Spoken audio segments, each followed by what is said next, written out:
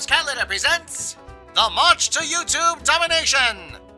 Dateline Hollywood. A plucky red-haired beauty hatches her plan to conquer the internet by gaining 100,000 subscribers on YouTube. But she can't do it alone.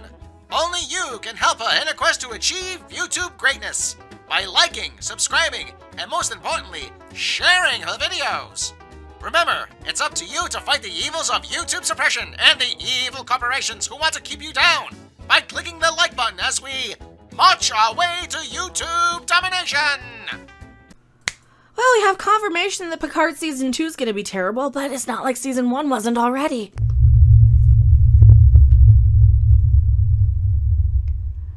Hey, maybe people will finally start believing me. I mean, you guys do. The people who are regulars who actually subscribe and hit the like button. I am Mecha Random 42, the one, the only, the original, your favorite YouTube consumer advocate. Harpy, when, why? Why do we need more bad Star Trek? It wasn't telling enough when Patrick Stewart said he would only come back if they changed it on that breakfast show where he was promoting that what was that movie he did with some kid about King Arthur? I don't even remember. He was promoting and he said, no, I'm only going to come back if it's very different. That's the only way I would come back. It wasn't enough that Akiva Goldsman flat out admitted that they had no crapping idea what they were going to do. They thought that they were going to do a short trek.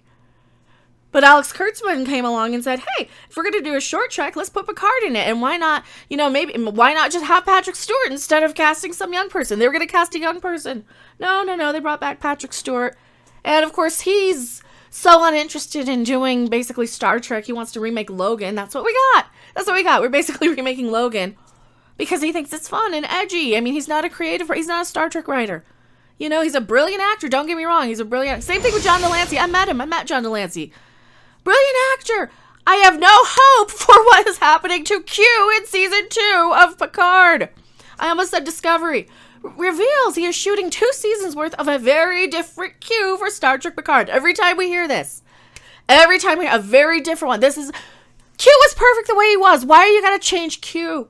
Oh, because the whole 25% different thing, right? Because you can't make anything good.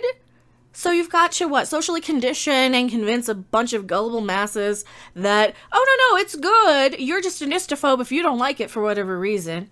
What are they going to do to Q? How are they going to change him? You can't change perfection and expect it to be good. If he's different, why are we bothering? We know Picard was bad. We know Discovery was bad. We know Lower Decks was bad. And I'm like the voice of reason. As a CBS investor, I'm a shareholder in the Viacom CBS thing. Stop making this bad. Just take a break from Star Trek for a while. You're only losing more and more of us. These Star Trek videos, who the hell cares about Star Trek? We know. I'm just beating a dead horse at this point. Last week, we reported how John de Lancie is peppering his video messages on Cameo with news about his return in Star Trek Picard. Yeah, and if I were somebody who actually wanted to, find out what's going on, that's what I was doing. I was curious to see what was happening with these new Star Trek shows. And the more I started researching, the more I started knowing it was just going to be terrible. We knew Picard was going to be bad once we knew it was going to be launched off from the Romulan star exploding. That was where they were going to start the series, with those events. So what can we do? They know that we don't want this garbage, but they're going to just call us a whole bunch of names if we don't, right? Picard is getting a lot of Q. That's because the first season sucks so bad, you got to convince a bunch of people to try it out. Oh, maybe it'll be good this time. Here's the thing. There's nothing wrong with wanting Star Trek to be good. Nothing wrong with that, to go in and say, well, maybe I'll check it out. Maybe I'll like it. Because that's, as a fan, that's what you want. You want to like these things. You want to buy the merch from these things. You want to talk to fans about them. You want to enjoy these things. And when these people are sitting there doing nothing but changing and degrading and detracting from these franchises, you can only say, we told you so, we told you so, we told you. It's like the Poseidon Adventure.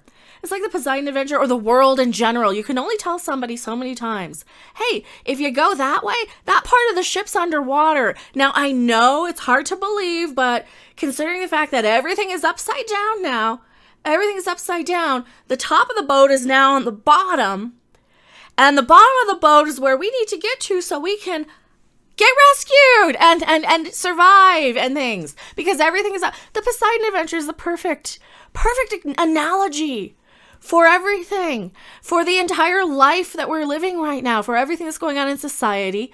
You can only warn so many people. They're gonna go and follow people to the underwater part of the ship no matter what, and you can only stop them if they let you, and that's not what's happening. I mean, people aren't gonna let us. So I can warn you, and I can say, hey, it's going to be different. Last week, John de Lancie talked about how Q was annoying the shit out of Picard in season 2 in multiple videos posted this week. The actor jokes about how Q's needling is wearing thin on Picard. Oh, well, maybe that's good. Maybe not, though, because Picard spent the whole season 1 apologizing for being a privileged white male. I'm not even kidding. I'm really not. As he told his Tales of Set Life, he let it slip out how much Q we can expect in terms of episodes and even seasons. Here's an example from a Mother's Day greeting. Q is coming back, he says. So this is from Cameo. For the last 2 weeks, I have been filming in Picard. And really annoying Picard and really annoying him, he laughs. Patrick was delighted to see me for the first couple of days, and after a couple more days of really annoying scenes, he said, how many episodes are you doing? And the answer is 6 episodes. I think they're going to be coming out. Actually, I don't know. But we're shooting season 2 and 3 at the same time right now. To save money, probably. Probably to save money. Then they can just figure it out in the edit after the fact. While Q annoying Jean-Luc Picard does sound like a classic situation from his reoccurring role on Star Trek The Next Generation, de Lancie has indicated he's actually playing Q differently. Of course. He's actually playing Q differently. Q on Picard. Okay, why did they type that in twice? Don't they know how to proofread their shit? Proofread your shit. Who is this? TrekMovie.com. It's a very different Q this time. They wanted to go with not kidding around as much. Oh no, that was the fun of it. Q was life.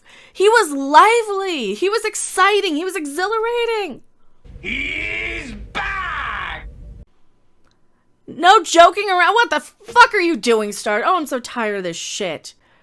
In a wedding congratulations video, he has this to say about Q on Picard.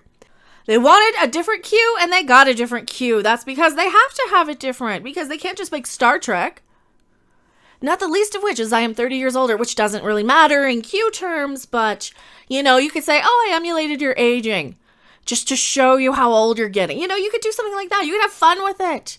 He's a Q for crying out loud. You could replace him with somebody if you really, really wanted to. Not that I'd want you to. I just don't want any more bad Star Trek. That's really what it boils down to. No more bad Star Trek. The first thing I said to them when they asked me to do the show, I asked them, you're not going to have me in those tights again, are you? You just don't want a 7-year-old guy running around in tights. And they said, oh, no, it's very different. I went, okay, as long as I'm not in tights. All right, as long as he's not in tights, that's as different as we really care about. I think this tells me all we need to know is that he's going to be a very different Q. Again, the tone of the show is going to be different. They're going to completely lose track of it. They're probably not even going to give you a line explaining why he looks 30 years older. No, they're not going to do that. Because remember, this is the Q continuum. Time is meaningless. 30 years is nothing to a Q. 30 years is less time than it takes for me to flip my hair around and move it out of my face, right? So they're going to screw up the Q again, like, of course they will, because they have no ability to not screw things up. This is like asking your cat to fix your carburetor. At this point, like, I'm asking these writers and these producers to make Star Trek, and they're just incapable. They're incapable. It's like me asking my cat, which I don't have anymore, to fix a carburetor for a car that I no longer have either. And they're not going to get it, and they're not going to be able to fix it. I have no hope for this, and I think this is going to be terrible. And if you don't like it, too bad. I'm MechaRandom42, and I will see you on the next video, live stream, or wherever. Bye. Thanks for watching. If you liked it, make sure to hit that like button. And if you want to see more, don't forget to subscribe. See you in the next video. Bye! You have my everlasting gratitude.